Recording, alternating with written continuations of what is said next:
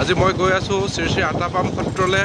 আজি আটাপাম সত্ৰত আজি মায়ামাৰা যিসকল শিষ্য, আজি শিষ্যসকলৰ শৰণ আছে, সেই শৰণ আজি দৰ্শন কৰিবৰ কাৰণে গৈ আছোঁ এক পবিত্ৰ অনুষ্ঠানলৈ। আপোনালোকক উক্ত শৰণৰ দৃশ্যসমূহ মই দেখুৱাবলৈ চেষ্টা কৰিম। এয়া মই অফলামুখ ঘাটলৈ আহি আছোঁ।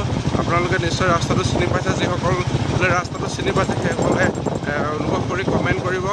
আৰু আমি শৰণৰ গোটেই সামগ্ৰিক নান্দনিক যিটো দৃশ্য, সেই দৃশ্যটো আপোনালোকক দেখুৱাবৰ কাৰণে চেষ্টা কৰিম।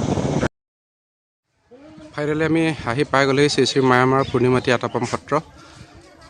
এয়া মূল প্ৰৱেশদ্বাৰ শ্ৰী শ্ৰী মায়ামাৰ পূৰ্ণিমাটি আটাপাম সত্ৰলৈ সোমৰ। আজি ইয়াতে শৰণ আছে। 26জনকৈ ভকতে আজি ইয়াত শৰণ লৈছে।